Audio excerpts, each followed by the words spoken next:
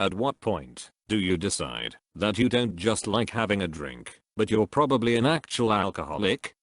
If you feel in any way uncomfortable about the thought of not having another drink for the next few weeks, I'd say you have a problem.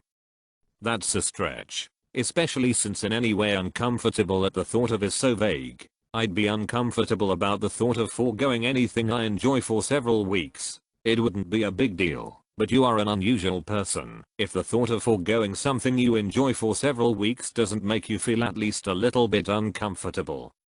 I think most people could quite easily forego drinking for a few weeks without feeling at all uncomfortable about it. I enjoy a drink myself, but I wouldn't bat an eyelid at the idea, just like I enjoy pizza, but wouldn't be bothered by skipping that for a few weeks. No, I stand by what I said. If skipping drinking for a few weeks makes you uncomfortable, you have an issue with alcohol.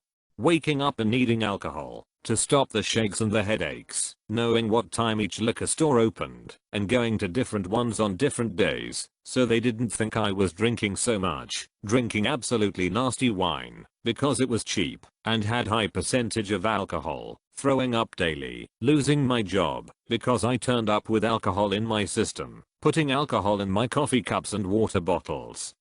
Losing my friendships and relationships, spending the majority of my day thinking about how to get alcohol and how much I can sneak in before anyone notices. The list goes on. It wasn't until I was in hospital having my stomach pumped that I woke up and acknowledged I was an alcoholic. I was in so much denial until that point.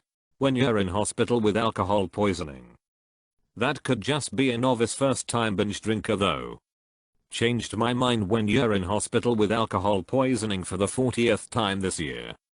That's a little too lenient. I think if it happens multiple times you have a problem. Doesn't need to hit 40. It may be fair to give a one-time break to newbies at their first time at a big high school college party without considering them an alcoholic, though that should definitely also be avoided. But if they don't learn from the first time, that's not a good sign.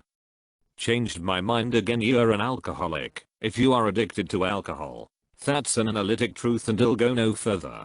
Plenty of good answers here. At the same time, it's worthwhile to review the medical establishment's official guide and criticisms of that guide.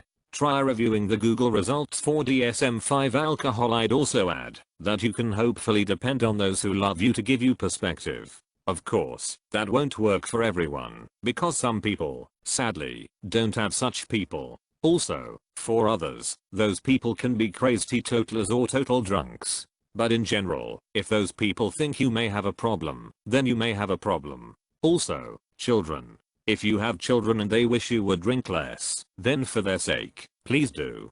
When I couldn't figure out why I was drinking, I poured a glass of wine because I had wine. I went and got more wine because I was out of wine. I wasn't celebrating. It wasn't part of a meal. Did I need 3 glasses of wine before bed? No. Why did I have them? I couldn't come up with answers to those questions. This hits a little too close to home. I'm overweight and I tend to have the same relationship with food. Why am I eating? Cause it's there. What if I don't even like that food? Still eating it? Hi me, hope you're doing better. Only 3 glasses? I have a very high tolerance. For me it was when I would prioritize a night of drinking over having money until payday. It got to the point where I noticed a bug on my CR Union's website that wiped out overdraft fees, and instead of reporting it, I used it to buy an extra 12-pack of beer once a fortnight. And then when they were all gone, I'd go to the bar and put more money on a tap and drink until I woke up back in my own bed. That kind of shuddering feeling where you only have $6 for a whole week, but you decide to live off scoops of old protein powder and stock up on cheap beer instead is one I have to force myself to remember every so often. When my entire life completely fell apart, but I still kept drinking. I knew for a long time I had a problem, but I never addressed it. It was always "I'll stop tomorrow." Eventually it caught up to me. It almost killed me. Nobody ever will listen to the advice, but if you're asking yourself these questions, it's probably time to reevaluate things. I was this close to ruining my entire life, career and all. Tread carefully, friend. Best of luck. When you plan your life around alcohol. Snowstorm coming. Need to be sure you are stocked on alcohol, so you don't go into DTs in the middle of a snowstorm. Dinner at a new restaurant? Check ahead to be sure they serve alcohol. Kids parent teachers conference tonight. Calculate what time to stop drinking, so you can be sober in time. I think you might be onto something there. When I realized I can't go to work or go out in public without being at least a little buzzed, wake up in the morning and drink, lunch break at work, drink, come home after the day and drink some more, buying giant bottles of hard liquor and finishing them in a couple days or so. I'm starting to cut back a little bit, but I'm finding it difficult. But you gotta start somewhere, right? When you ask yourself that question, when you drink every day, when you need to drink to sleep, when you have a drink for breakfast, when your family friends GF tell you that they think you drink too much, when you finish a whole bottle of scotch and don't even have a buzz going, yet a need to start a second bottle. If you need someone to talk to, our stop drinking is welcoming and not preachy at all. When I started thinking about how much I was drinking, when I started to try to control my drinking too, people without an alcohol problem don't have to try and control it. It's probably never occurred to them. I know now that when I decided to have more than I planned, it wasn't a decision at all. It was really just me not having any control of how much I drank once I got going. I was, from what I consider, a borderline alcoholic. For me it was having whiskey at 10 AM because I'm bored and then getting blasted on weekends. I work a shift work job, so normal drinking isn't usually possible, and that made me think I was okay. My want for drinking decreased when I started getting help for PTSD. I don't know myself, but when my ex-friend had an issue with alcohol and he couldn't admit that, he considered himself fine. One time he said that probably he should also get some help like a friend X did. That moment I knew he was fully aware of the issue he had never admitted before. But as far as I know, he never got help. I drink every day because it makes my boyfriend uncomfortable that I want to be sober. I hate my life.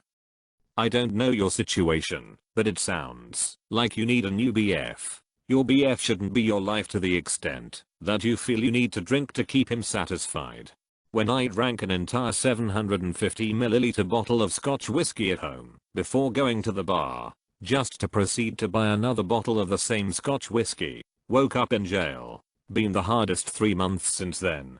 If it's negatively affecting your job performance, the people around you, or yourself. Also, if you find yourself using it your coping method. What if you drink because you're bad at your job? Oh, wait. All 4 of the guys who work afternoons at the bottle shop knew me well enough that one new guy was told by other staff he didn't need to check my ID because they had all seen it enough to know my home address by heart. When I've been drinking for 3 weeks with maybe 3 sober days, I was in a mood for a beer, and I bought 9 and went to a bar alone after they ran out, and it was a Monday.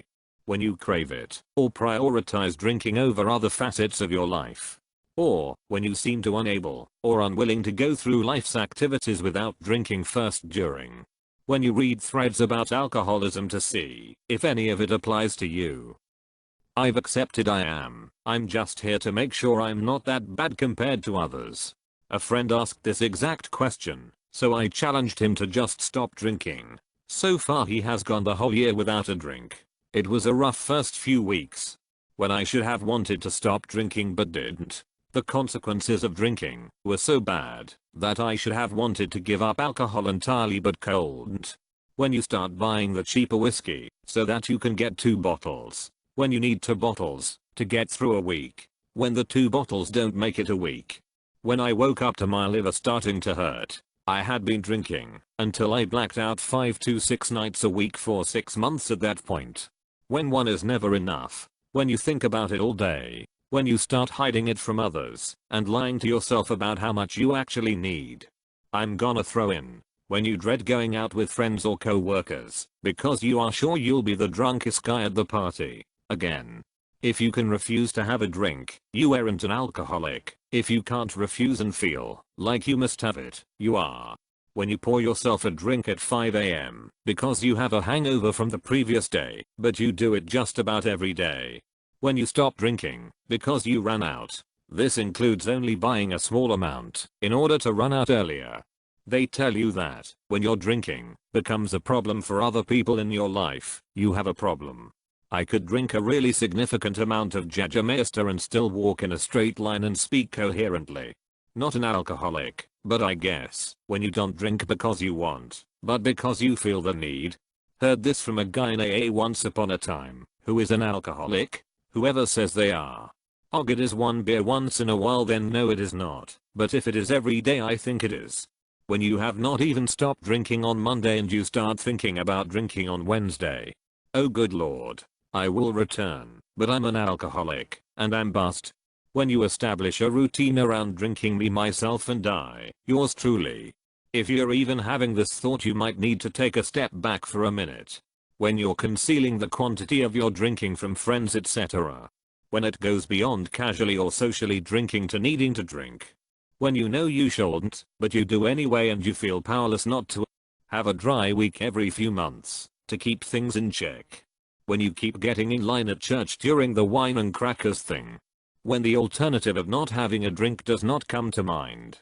People who are not alcoholics never wonder if they are. Most don't make the connection until it is too late. When your job starts getting in the way of your drinking. When you would rather have a drink than some other thing you enjoy. When you know what time the liquor store opens. When you start to wonder that question. When it becomes a need not a want.